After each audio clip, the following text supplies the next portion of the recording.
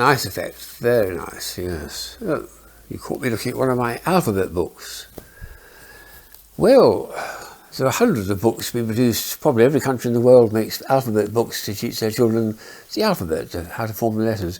I've got 3 here from, well, would you believe 1978, 1979, 1980, and then I stopped buying them actually. So they're all very, very clever and charming, and they're part of my collection of alphabet toys, things that show letters of the alphabet and do something with it. This first one, for instance, which I picked up, shows not A for apple, but A for alligator, because the next one, being a surprise, is B for bird, coming out of his jaw. Isn't that sweet? Very nice. I shall show a couple more, somewhere in the middle, somewhere. It's B, or let's try one. Oh yes, this one here is nice. This is M for magician. A magician, very nice. And the last one, let's get down to the very end. Let's have a, oh, this is one where you turn. I like turning ones. Let's see if I can do it. Oh yes, this turns here to show what you've just been looking at. But let me go back one. W for whale. And what we got here? Oh, xylophone.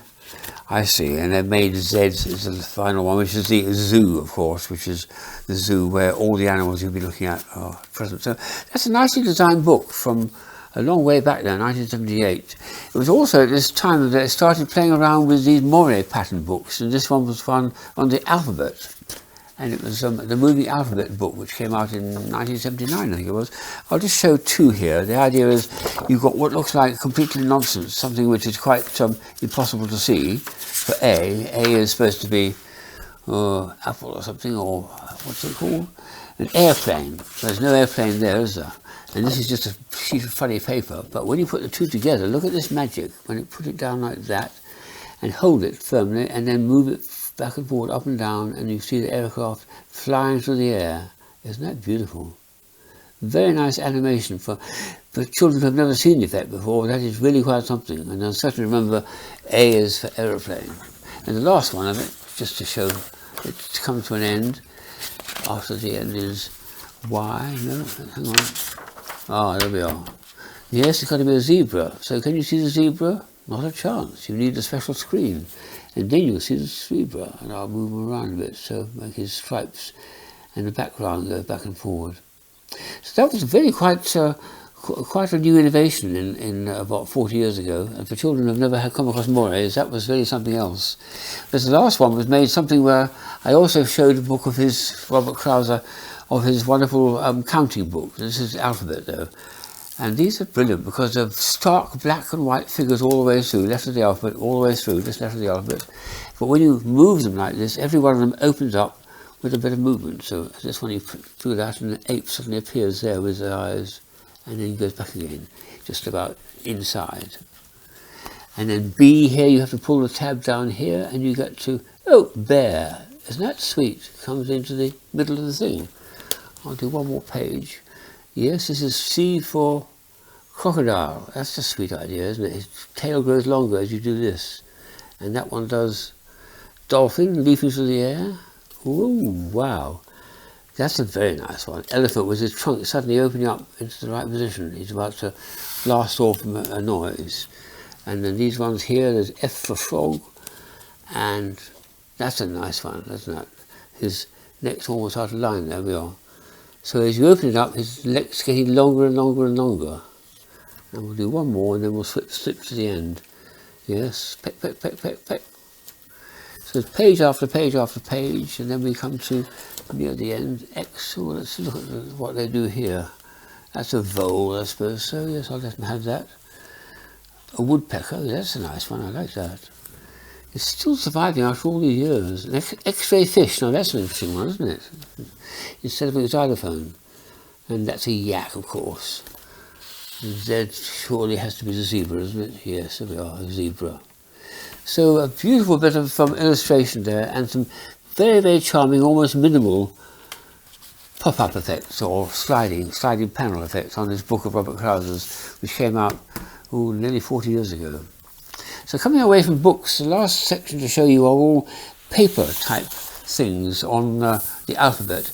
This one, for instance, is a charming idea which a friend sent me many years ago, showing all the letters of the alphabet with all the letters A, B, C, D, but each of them is depicting an animal. There's A for ape, and there's the shepherd of the ape, there's the bear with his 2 eyes, C is a fish, but it's actually a carp, so that's why it has to be that, and D is another fish, but it's actually a dolphin, and E is an eel, and so all the way down to Z for zebra. So each of them is S for snake. Every one is depicting in a very simple cryptic form all the letters of the alphabet, but drawing the animals into it to help children to appreciate them. I think that's a very nice idea. There's another superb thing here which is made specially for, it's a kind of optical effect. If I bring this into the camera lens, do you see much there? Well, I'll start drawing it away from you because that's where you suddenly become aware of what the message is. It's called distant viewing. At a certain point, suddenly you see, yes, I'm afraid so, and then it disappears and then it reappears and then you see it for good. You blind bats. I don't wish to be rude, but it's a lovely idea. Close up, you really don't see much else, but when you're a distance away, suddenly it appears. Magic. Wow. The last thing to do is to show the work of a friend of mine, or last 2 things actually, Angus Lavery, who produced this in 1989, I think. This was something we've had on the website for a long time. This one we hadn't. He produced 2 puzzles when he was working for a major toy shop in London. One was the Elusive Eve, which is the one we've had on our website for years and years, and here's the same pieces produced in plastic. Those pieces, when you're put together in a certain way with a very clever twist to it, become a capital letter E. So that I've made many times. This one, curiously, was just part of the same sheet, but I've never tried doing this. What I need to do is make a photocopy, cut them carefully, all those 1, 2, 3, 4, 5 pieces, and assemble them into a capital letter A. And I haven't yet solved that. Whether it'll be as good as this, I doubt, but it might work. So I'll give it a try. But this one is certainly a wonderful thing to try. And the last item is the work of an extraordinarily gifted artist I've met several times, Scott Kim, who does some inversions. Typically he takes people's names and you turn it upside down, and it's so cleverly drawn, it's your name again, and so on. So, but this was a magician who I've met several times from Glasgow and in Scotland, whose name is Douglas Cameron, D-O-U-G-L-A-S, and then Cameron, a good Scottish clan name. He had the idea of what to do but couldn't achieve it, so he asked Scott Kim, an American genius, to make it for him. So normally with Scott Kim's work you turn it upside down and you see the same word again. This one was something much more clever because it doesn't do that at all. What you've got to do is you've got to turn it forward like this and you'll see what this chap's profession is. Here's his card. His name is Douglas Cameron and he is a magician, M-A-G-I-C-I-A-N. Now this is extraordinary, and there's a telephone number all these years ago. It means that the middle of his name, Douglas Cameron, part of the end of his Christian, his first name and the second name, part of it, when it's turned upside down and back to front, or mirror writing, turns into the word M-A-G-I-C-I-A-N. I think that is absolutely brilliant. That's quite one of the best business, or probably the best business card I've ever received from anyone. So when Douglas gave me 3 or 4 of them, I was just bowled over by it. Isn't that brilliant? So lots of things to be done, from the very simple things for kids with alphabets to very sophisticated things. There's a lot more coming on this, and I've got quite a number of things to show which I'm going to dig through my collection, showing alphabet taken to another level. Very often there's something for children, but more often for something very intriguing.